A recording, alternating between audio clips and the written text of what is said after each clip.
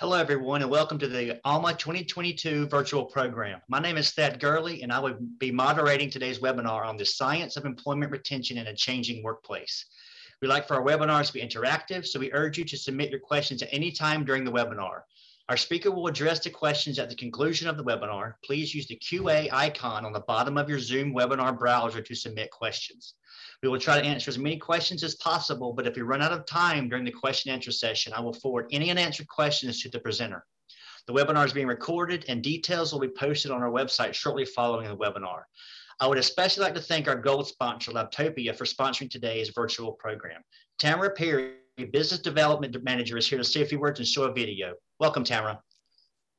Good morning, everyone. We're so glad you're here. A quick background on Labtopia. Labtopia is comprised of a team of over 50 laboratory professionals, each with 25 years plus of experience in the laboratory and quality management, and also in regulatory compliance interpretation. What does this mean for you? It means we understand. It means we know how to translate laboratory and operational needs into LIMS implementations, recruit your new laboratory employees, train your staff, and guide you through your quality system implementation.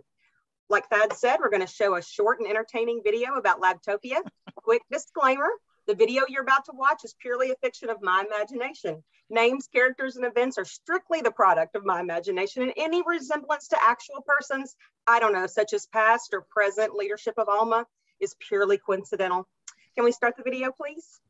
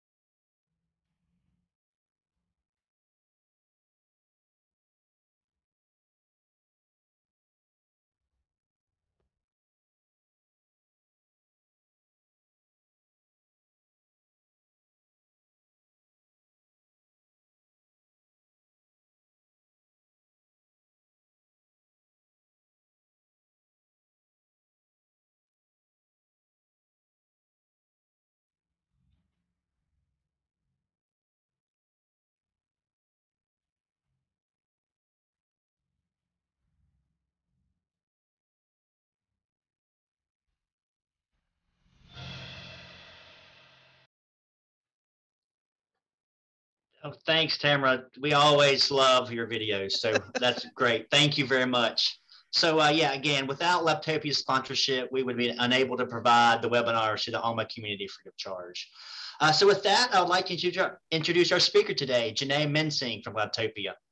Jeanné has over 30 plus years experience in the laboratory as an analytical chemist, lab manager, and a quality systems manager. Over 20 years of her experience has been dedicated to laboratory and employment management.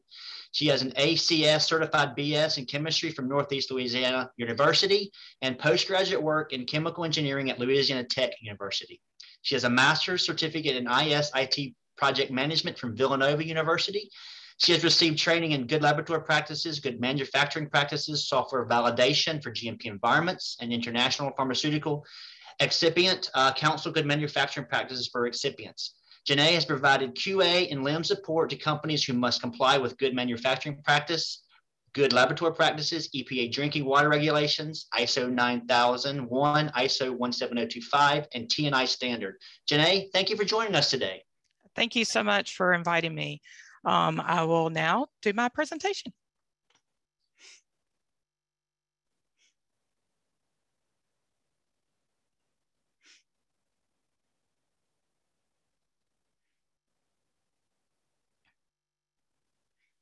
And good morning, everyone, or good afternoon. I am doing a presentation today for this webinar on the science of employee retention in a changing workplace. This is on everyone's mind, especially during the last couple of years. And I think all of us say is like, you know, why are my employees leaving, or why do they keep resigning from the workplace? So hopefully I'll be able to convey some information to help you through this and some tools to use that we've helped other customers. So the first thing I'd like to talk about is an introduction and what topics we're going to cover. There's 4 main tools and topics that I would like to talk about in regards to employee retention. The first one is, of course, laboratory organization. We need to talk about job descriptions, having good succession planning. I'm sure everybody thinks about succession planning, but we hardly ever do that. We also want to talk about the path to success, and this is the path to success for our employees and helping them look to the future. People right now are looking for new careers, entrepreneurships, and also flexibility, time flexibility. And they've gotten a taste of that remote work environment and are really pushing to have a little bit more work-life balance in this new environment. The next thing we'll talk about after laboratory organization is training. The new person coming into the lab has different expectations from training. Of course, I'm very old school when it comes to training, and I'm going to hopefully provide more tools on the new learner. How are they managing learning the methods, applying those actually to the bench, and how we can help you get there. The next aspect is salary and promotion. Sometimes we don't like to talk about this and we tend to be a little bit uncomfortable, but we need to understand our workforce and how we can retain these employees, new and our older employees, in terms of what I call experience or how long they've been with the company. We'll be talking about salaries and confidentiality, and then promotions and what our new employees are expecting and how do we retain those and keep those that new person in the laboratory. And then finally, we'll discuss engagement and longevity. How do we keep them long term? You know, we're talking about old school versus today, and communication and social responsibility. Yeah, I mean, that's a really big theme that we need to discuss. And especially with the older organizations, we're going to have to change our culture in order to accommodate these new employees. So let's get started. So the first item we're going to talk about is laboratory organization. So the first thing I'm going to bring up is job descriptions. You know, currently the employees have changed, but we haven't changed. Our organizations haven't changed. I can tell you, if any one of you sit back and think about, when was the last time you looked at your job description? I guarantee you're not doing exactly what your job description says. Of course, over time, they evolve. You get more things to do. You know, when you're really good at doing things, you even get more things to do in that aspect. And those really do not make it back to the job description or the role that you're playing or your employees are actually performing. So looking at those types of things, we need to make sure that we accommodate those. So employees have changed, but we haven't. So organizational charts, I don't know about you, but I know in some places I've worked and some of my clients, that's can change daily, weekly, or monthly. Could this be a problem? Absolutely. Absolutely. It's very important for the employee to understand where they fit within the organization. They fit in terms of their role, their title, how they can progress. It shows that chain of command, which is an older term, but they need to understand what that path is and what that looks like as an organization as a whole on who they can talk to, what role can they look towards to do that. So some of those items that I've already discussed as job descriptions, can't tell you how important it is to make sure your job descriptions are up to date. I know sometimes that's hard. I've worked in a lab where it's like a 2-person lab, or and your job description is everything, right? It's kind of hard to put that in there. But then you get to the larger organizations, we need to try to make sure that those job descriptions fit those roles, or at least are similar to what those are, what those responsibilities are, what you're accountable for as an employee. It's so important for that employee to understand that accountability factor. And when we talk about responsibilities, you know, we also need to talk about what those accountabilities are for, so that they can understand what those expectations are for their jobs. Also, in job descriptions, if you work with that, it gives them also an idea of path forward. Where can I go? You know, maybe I'm a Chem 1 or an Analyst 1 or a Technician 1. Well, that would imply that maybe there's a Technician 2 or Analyst 2 or Chem 3, or they need to understand what that is. And when we get into titles, the title is important. I actually am working with a client that that they do have titles. And the one thing that I heard from interviews for most of their young employees, and these are employees with less, maybe a year or less experience, just out of school, is those titles are very important in their perception of how they are important to the company. I mean, as I get older, I realize title's just a title. Sometimes they change because, of course, my job doesn't always fit my title. But for those new employees coming in, those less than 2 years experience, just out of school, those titles are important because to them, that's how they progress. If I come in as a junior analyst, I would think that there's a senior analyst, or a Chem 1. I'm going to be assuming there's a Chem 2, Chem 3, or a senior scientist. So those titles are important. Then you need to take a look at your organization. Maybe you don't have titles, or maybe everybody's a technician, or everybody's an analyst. And that may not be an issue, but if there are titles on that organizational chart, then at that point, they're looking to see what's that next step and everything. And I think that's very important.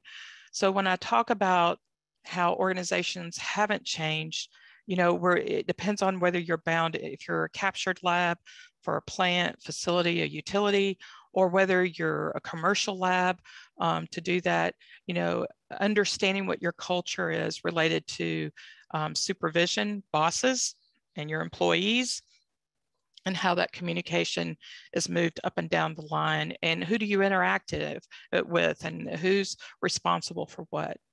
So those items are really key when you start taking a look at your organization, which moves me into promotions and successions. Hey, you know, how do I move up? That's what the employee's thinking. That's why they're doing that so much job jumping, which we'll talk about later, is they're looking for that next up, next salary boost, the next job that they get, the next title that they get, the benefits of that. How do they move up? They really want to know that when they start. I mean, sometimes when I think about that in my career, when I think about that now, I think, you know, you come in, you just get your job, you're just out of school. Why are you worried about, you know, 5 years down the right line? But they are. They want to know where they're going. They want to know the benefits of moving in that direction. And I think sometimes as analysts, we kind of forget all the paths that we can take as a chemist.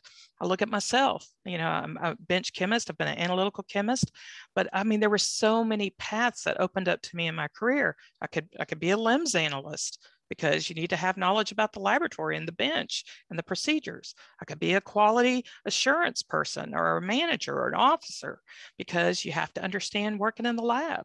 I mean, I could go into sales in the laboratory, or I could work on laboratory management. You know, maybe there's assistant lab manager, maybe there's lead chemist in there. So we need to really take a look as managers on what we have to offer our employees. And this is all employees now.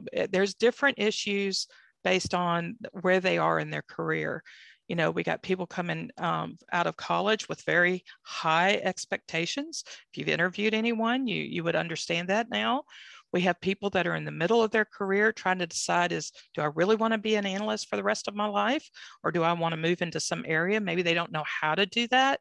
Maybe they don't know what they need to make that next step, or that jump over to a different position. And we need to mentor them.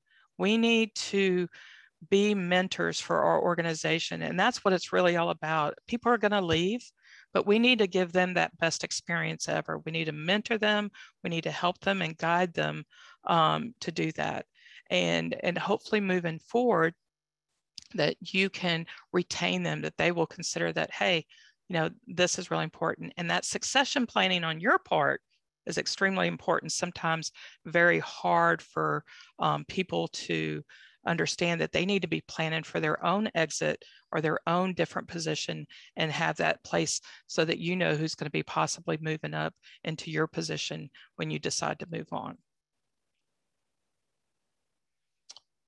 The next aspect of this is, you know, what should we do? You know, now we've got all this information, and I've only talked about one item, which is laboratory organization, is really how do we do this? How do we look at that? Because I can tell you, when you look at this third bullet point on here is empowerment. We need to empower our employees. It gives them a sense of worth, and I can tell you, money is not always job satisfaction for everybody. For me, I know in my career, you know, money's great, especially when I was younger, but it's a pat on the back, or, hey, you're doing a great job, or we really appreciate your input.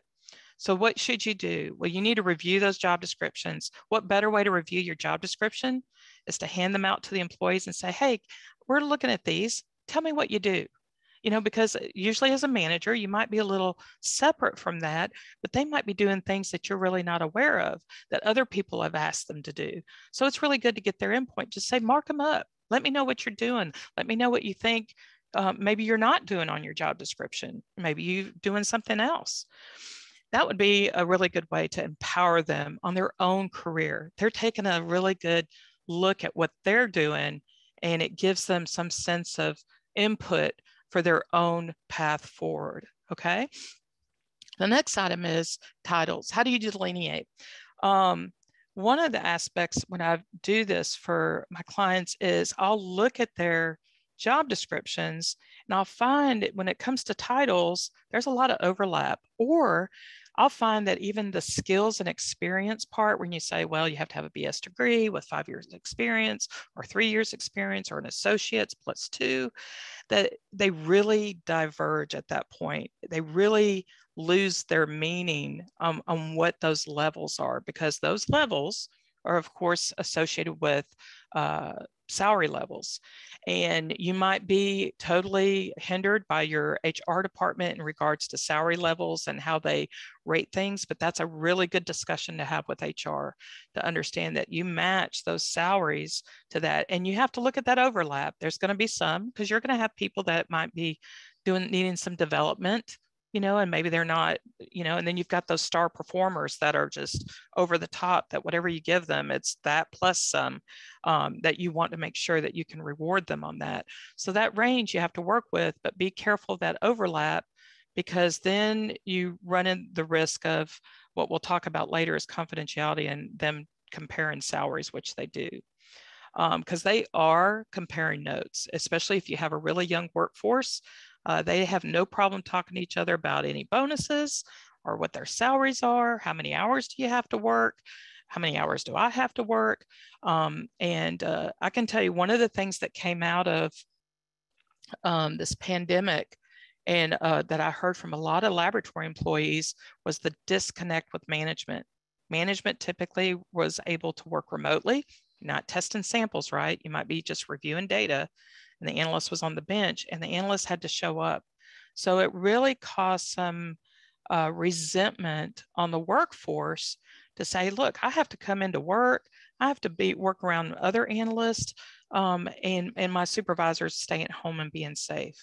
So sometimes it's perception that you have to work with. And if that happened in your company as a manager and you worked from home, but your employees were there running those samples, that's a really good discussion to maybe dispel that, you know, that it was either a requirement, or hopefully during that time period you actually showed up and worked with your employees, or at least were there. Sometimes it's all, of course, based on what our job descriptions, but what our companies required during that time period.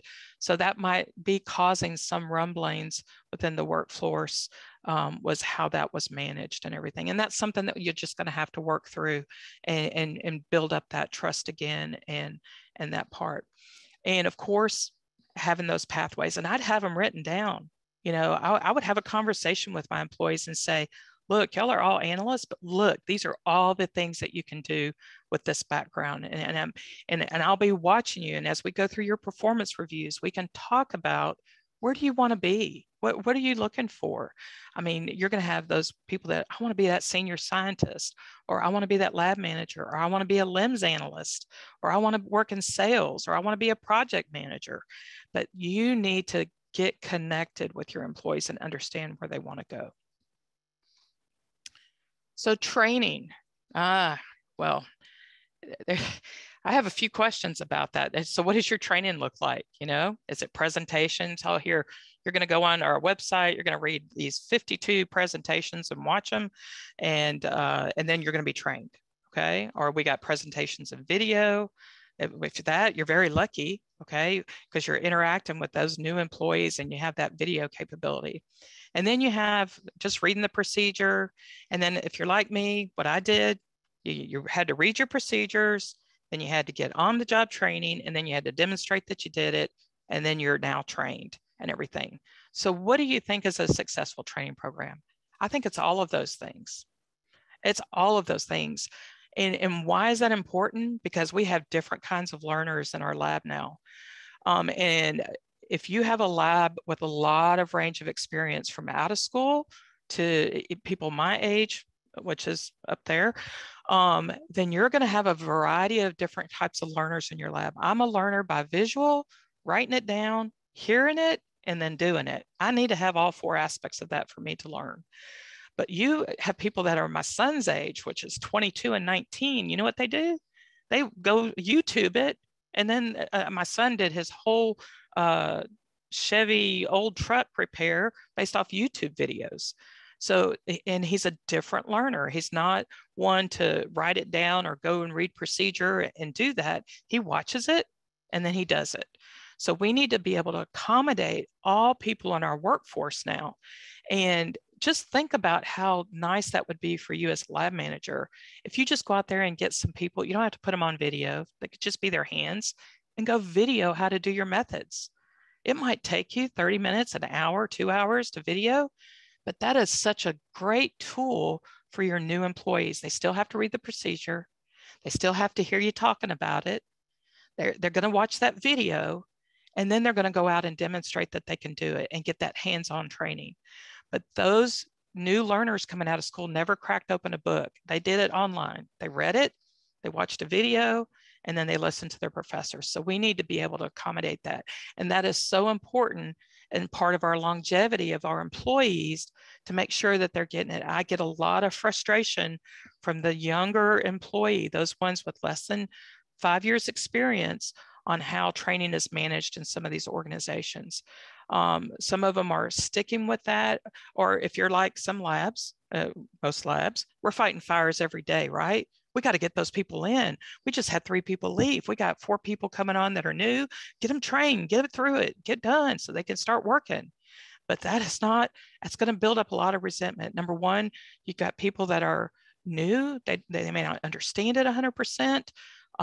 Where are your mentors in the lab? How can they help them transition there? So we need to take a step back, make sure that our training program is adequate for who we're training, whether we're fighting fires every day and we just lost 5 people, or if we've got plenty of workers and we want to continue on and have them progress and get those new titles, get those new responsibilities, and move up in the ladder of that.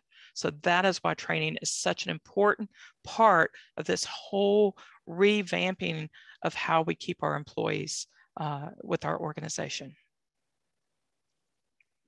The next one, nobody likes to talk about this, but it's salary and promotion. So days of confidentiality are over. I can't tell you how many times when I used to start work back when I was 19, and the first thing they say is you can't discuss your salary. So we didn't talk about it. Nobody talked about it. But I guarantee all your employees, especially those less than 5 years, talking about their salaries and they're comparing. So if one came in as if two people came in as a Chem 1 and they have similar experience, and let's say they both got, one has 1.5, one has 2 years, and one's making more than the other, it's going to be a problem. So we need to be really cognizant of what we're paying people, what titles they have, what roles, and we're really monitoring that experience versus that. It's not just a yearly thing anymore. It's not really just performance on what we're going to do each year. We need to be aware of what we have in the lab right now and those new people coming in and making sure that we're doing that. And you can really work with your HR to make sure that you're conforming with that. There are disparities in salaries. It's always that way. You're going to have those star performers. You're going to have people that are successful. You're going to have people that might need some development. There'll be different areas of that, but they really need to understand what your expectations are and where they're at in that whole salary, roles and responsibilities and everything, so that they feel comfortable. And, you know, it's not about everybody being comfortable, right? It's never 100% on that, but it needs to make sense. It needs to be data-driven, right? We're scientists. It needs to have good data to support that and understand where that experience is. Sometimes there's a misconception, and I'm going to pick on an environmental lab because we have wet chemistry, which is conventional. We have organics, we might have metals, we might have microbiology. And when people come in, you know, the perception is we're going to start them off in wet chemistry and conventionals because that, you know, that's the classical chemistry. And then they have a perception that they can't stay in there forever. Oh my gosh, this is basic chemistry. What am I doing here? And they want to move off to organics, metals, or some other, what they perceive as being more high level chemistry. So we need to be careful how we present those because all chemistry is important, as you know. And I would think that conventional chemistry, you got to know about 50 methods as opposed to organics where you may be stuck with one method. So they need to understand that difference. I mean, you're going to be doing one method day in and day out versus I'm going to be changing through 50 methods every quarter. So they need to understand that all positions have value with that. And I just use that as an example for that. And we already talked about how this happened by when we hire new people in. Of course, if anyone's interviewed anyone coming out of school, their expectations are high. I mean, when I think about it, when I first got out of school, my first job was shift work at Georgia Pacific, making $9 an hour as an analyst. And I had a bachelor's degree. But when they're coming out of bachelor's degree now, they're looking at $40,000, $50,000, $60,000 starting. And that's their expectation because that's what they've been told. So we have to either make sure that, you know, we're in that range or we're working with that range. Some labs we're not, some labs were in the middle, some labs were higher, and really help reset that expectation. And I've had those conversations with them, and we just need to continue those and make sure that they understand the value of what they do and how important it is. So as I discussed with the organization, we need to look at those job descriptions and make sure that the levels or the salary ranges are appropriate. And then can you have some kind of corrective action? I'm going to throw a quality term in there, but corrective action on any disparity that you might have going in the laboratory to make sure that you can help kind of maybe tweak it and correct it. Maybe you can do that in the next review. If you're fortunate and you're able to if you get a salary budget and you can kind of help fix some of those items, if they all are really good performers, and that would be, you would be able to do it. But just always be aware that those new employees coming in are doing those comparisons, and you want to have your ducks in a row. You want to have those job descriptions that reflect the responsibility and accountability. You want to have that path to progression so that they understand if it's laboratory wise, where can I progress? Where do I fit in those progression levels? You know, am I Chem 2? So what can I do next? And how do I get there? You know, how is it going to take me a year? Is it going to take me 3 years? I mean, kind of give them an understanding of, you know, you do have to put in your time, but, you know, we typically see progression every 1 to 2 years or every 3 to 4 years, whatever that is. It doesn't you can set that.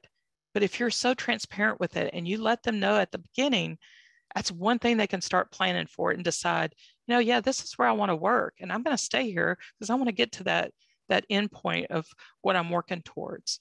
I mean, and help them get there. So the last thing I'm going to talk about is engagement and longevity. How do we keep them here? How do we, you know, we've done our job descriptions, we have good organizational chart, we've got good training in place for all our employees. And now everyone's got good salaries. We're leveled off, or at least, you know, I've handled that part to where it really makes sense when you're coming into the laboratory and how you progress. Now, how do we keep them? How do we keep them engaged? And it really is old school versus today, loyalty. So I kind of put loyalty and job jumping in the same spot because, you know, we lost that loyalty, company's loyalty to us many years, you know, I'm going to say 30 years ago, but it's actually closer to probably 40 years ago, where we kind of lost that, that built-in loyalty. You know, our retirements, we don't have retirements anymore. You typically have 401k. But there were things that were given up by the organization and taken away from us that, you know, kind of affected where you don't spend 45 years at a company anymore. Typically employees are there 3 to 5 years, and now it's even less. I mean, it could be annually they're changing from job to job to job. So when you look at those resumes and when you're thinking about hiring someone, you know, in the past as a manager, I might not pick somebody that I saw that I thought was job jumping. But now you have to kind of really look at what they did and put that up in there, your questions, when you're asking them questions. Why did you leave? Why did you leave this position? Because what might not be reflected in their salary is it might be the same issues that you're dealing with in your own organization. Well, they didn't have any succession planning. I didn't know where I was going.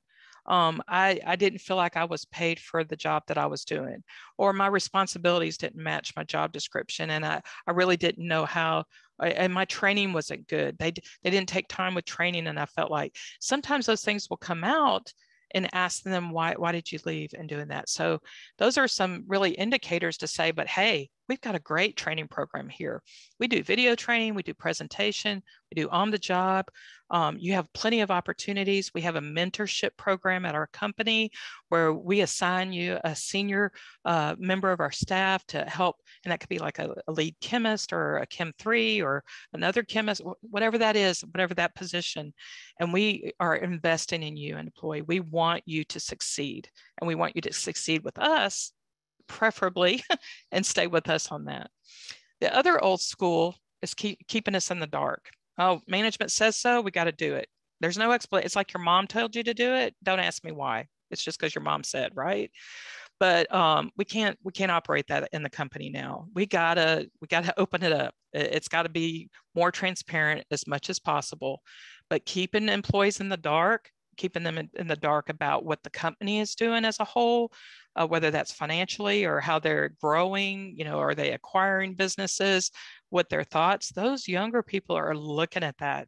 They're looking at how that company operates and what your lab is doing. Look at internally. How are your safety practices going? How are your environmental practices in the laboratory? How do you manage those? Do you put a big emphasis on safety in the environment? Because that is important to the new employee. It's important to us older employees, even though I have to say that over time, it may be less because they just have that experience, but you're getting new people in. I've been to organizations that the younger employees didn't even know what an SDS was. They didn't understand what a safety data sheet was. They didn't know where they could go look for one. And I mean, I was really surprised. I mean, and then when they read it, and you understand this, when they're reading that, they've got their, you know, that security, and they might take it as meaning more for all of those things, that adverse effects, versus looking at how it happens within the organization in your laboratory, because may not be using the same amount. So just as easy as making sure they understand that laboratory right to know where those SDSs are, what you're doing with the environment, how do you get rid of waste. That's important for those employees. They need to understand that. Are we taking care of our environment? It's also about diversity equity and inclusion. Now, when I think about equity, you know, we can have some equity, and that equity happens when you get hired based on your experience and your skills. But at that point, it becomes performance-based, and there may not be as much equity when it comes to that, because if you're a high performer and this other person's a low performer, then there's going to be some disparage in salaries. But I can tell you, your employees are pretty bright, and they're going to know that. They're going to know who's the top performers. They're probably going to feel like they're the top performer, and then they're going to know who's not necessarily pulling their weight or may not be as performing as others. But we need to make sure that we understand that from an HR point, that we do have diversity, we do have equity, and we are minding the inclusion, whatever that is. But please work with your HR department to make sure that you're adhering to those things, because your new employees know about those things, and they research on those things, and they have expectations regarding that when they start their job. And then finally, I want to talk about this warm and fuzzy part, because it is so important. And I feel that way. I might have never voiced it, but I really felt like I need to make a difference. I need to add value to the organization. When I worked on something, that pat on the back meant a lot, because it showed that I went above and beyond, I had value, and I wanted to make a difference. And these younger employees, they want to make a difference. They want to feel valuable. They want to feel part of it. And part of it in terms of having a mini meeting every week to say, hey, look, this is where we're going as a lab. These are some new customers we got. Thank you so much, Tim, for stepping up and getting that report out so that we can meet our customer needs. Just including them, taking time away from your desk as a manager to get out there and talk to your employees, make them feel important. You don't have to know about their personal lives, but you need to make them sure that they feel a part of that team, your team. It is a team. That's not cliche. All of them are working very hard to make you look good as a manager. And we need to do our part as managers to bring our employees up, mentor them, train them, help them, and guide them so that they can go on to that next best position, that next best career, or stay with us for their full career, to know that they are truly a valuable employee. I want to thank everybody for listening to. Hopefully I gave you some good ideas on employee retention. And I know that we're going to get to the part where for a discussion, and I will turn it over to you, Thad. Thanks, Jeanné. That was just a great presentation. And, you know, so yeah, we have time for 2 to 3 questions. Okay. And yeah, some questions have come in. And so one of the first ones we had, Jeanné, was an earlier part of your presentation. So in your experience, is there a preference for younger employees for a junior senior tier system or a 1, 2, 3 tier system? And in the tier system, are they talking about position levels? Yeah, like position the levels. Kim 1? Yes. Yeah, that's right. Actually, in these younger employees, they're looking for the 1, 2, 3.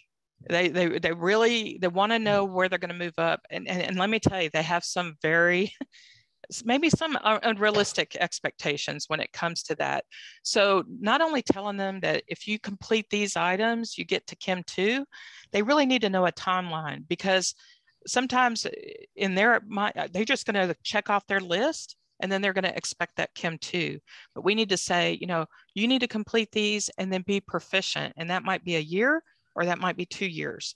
So they need to understand not only that level, but the time period it takes to progress up through that level, and really look at your employees and think, no, it's about a 1.5 year progression, or maybe it's a 2 to 3 year progression based on the type of samples that you get and how often you get them. Yeah, that's great. Yeah, that surprises me about the 1, 2, 3, you know, system, but that it does make sense how you explained it. So thank you. So the next question we've got quite a few, is you know, how do you deal with morale in the workplace when there are limited resources and no workload relief? Yeah, I think it's communication. It's really communication. I'm working with a client and right now, and they have new people, and then they have a ton of samples, and they're fighting fires and everything. And the biggest complaint I had from their employees was being heard. It wasn't the workload. They all knew they had a workload and they worked really hard, but I think it was really listening to them and having those little short 5-minute meetings to say, hey, what's going right? and what's going wrong for you right now, and get that, and things you can do that don't require resources. It might be flexing the schedule a little bit, but make it a longer one, have people come in earlier, people leave later. Just those little things will make a really tremendous difference. If you're we're no longer 8 to 5, but some people like to come in, they're early birds. They want to get there at 6:30 and leave at 2:30. And then you have people that might want to come in at 9, like my son, and work later. See if you can do that, and you'll find it will just operate so much, and it will mean so much. Maybe you can offer those suggestions, and they'll be like, yeah, that's good. And let them come up with the plan to meet that workload. Got it. Great, great, great. Yeah, that's great, great question, great answer. So what is the best approach to make sure newer employees have more reasonable expectations around pay and promotions without discouraging them? I think it's really being clear on progression. And I think that I've worked for some organizations that they actually do know what the salary ranges are, if you're an E1 or E3 or whatever that might be. But I think it's really, hey, say we acknowledge that you do have these expectations. We do have a plan for you to get there, and this is our plan. Be transparent. Say, we want you to get to that salary. This is with your experience, we're bringing you in at this salary, but we want to help you grow and get to what your expectations are. And we'll appreciate anything input you want to do to help you get there. And it's really just taking their expectations. And I have one more thing to add to that, because I think it's important, is understanding the industry. Sometimes when they talk about industries, we know pharmaceutical, petrochemical, probably a little bit higher salary. We got commercial labs and probably some utilities, much lower salary on the lower end. And then we got all us middle labs here. They need to understand, we're going to give you this variety of experience. Our salaries may not be as high as other organizations, but look at all of these other benefits. You can learn more, you'll have more exposure to instrumentation, whatever that might be. I think they just need to understand what those differences are. And you can point out those differences with your company. Great, great. Yeah, so I've got one more question I wanted to ask. And so you have very effectively shared many ideas related to the personal side of recruiting and retention. Where do company investments in culture, work environment, quality and modernization of equipment, and seating rate in making an impact on workforce success? Well, that's interesting. Yeah. Sometimes you work with that lab, and I've been there, where you're lucky to get a piece of equipment every 15 years. Okay.